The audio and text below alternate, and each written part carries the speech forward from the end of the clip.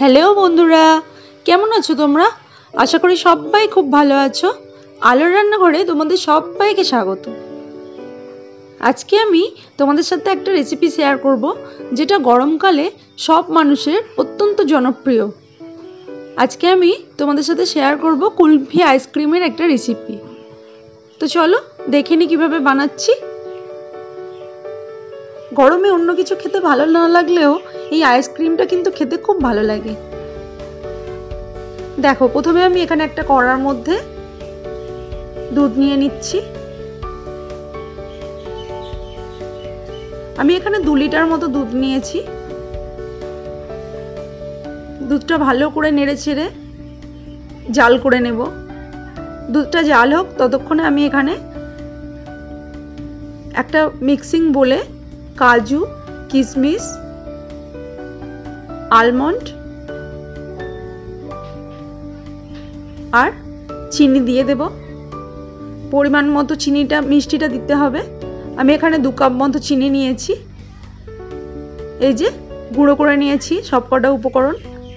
এরপর এখানে 2 টেবিল চামচ কাস্টার্ড পাউডার নিয়েছি। এর মধ্যে দিয়ে দিচ্ছি দুধ।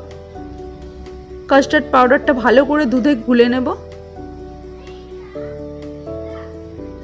কাস্টার্ড পাউডার বাড়িতে যদি নাও থাকে তাহলে কর্নফ্লাওয়ার দিয়েও আপনারা এটা করতে পারেন খুব সহজেই। এখানে দুধের মধ্যে আমি কাস্টার্ড পাউডার গুলোটা ঢেলে দিলাম।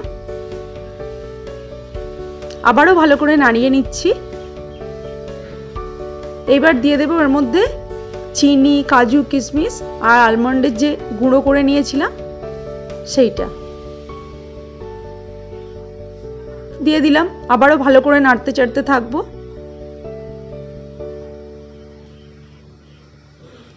দুধটা খুব ঘন হয়ে আসছে।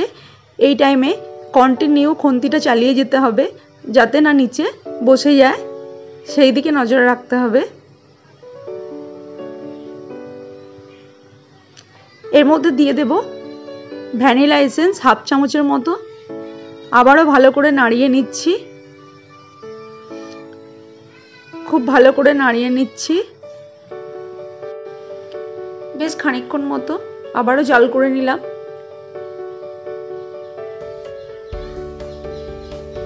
দুধটা কত ঘন হয়ে এসেছে। এবার আমি বন্ধ করে দেবো গ্যাসটা। এই যে আমি ঠান্ডা হতে রেখে দিয়েছিলাম, দেখুন কতটা ঘন হয়ে গেছে।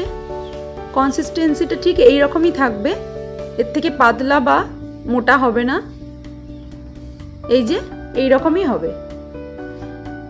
এইবারে আমি একটা বক্সের মধ্যে দিয়ে দিচ্ছি মিশ্রণটা। দেখবেন খুব পাতলা যেন না হয়ে যায়। ঘন হয়ে গেলে আইসক্রিমটা খেতেও ভালো লাগবে আর জমবেও ভালো। এবারে আমি এটা ফ্রিজে রেখে দেব। আমি এটা মোটামুটি 7-8 ঘন্টা মতো ফ্রিজে রেখে দিয়েছিলাম। এইবারে এটা মিক্সির মধ্যে নিয়ে নেব কেটে কেটে। এবারে এটাকে ভালো করে পেস্ট করে নেব মিক্সিতে। দেখুন পেস্ট হয়ে গেছে। এবারে আবারও ওই বোলের মধ্যে এটা ঢেলে রেখে দেব।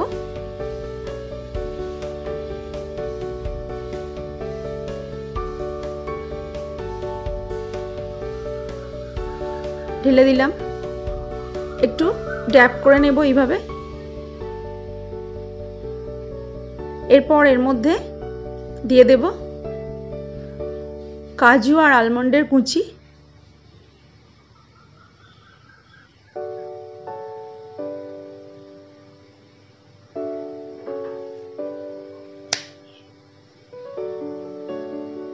এই যে দিয়ে দিলাম।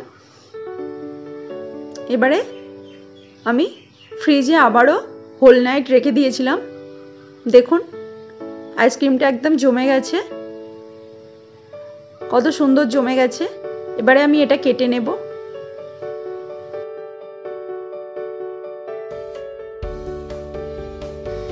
দেখুন কত সুন্দর হয়েছে। তো দেখলেন তো কত সহজেই আইসক্রিম না কিনে বাড়িতেই এইভাবে বানিয়ে নেওয়া যায়। খুব কম উপকরণে, ঘরোয়া উপকরণে একদম পিওর আইসক্রিমটা বানানো যায় বাড়িতে। আপনারা এই রেসিপিটা যদি ভালো লেগে থাকে তাহলে প্লিজ চ্যানেলটি লাইক, কমেন্ট এবং সাবস্ক্রাইব করে পাশে থাকবেন।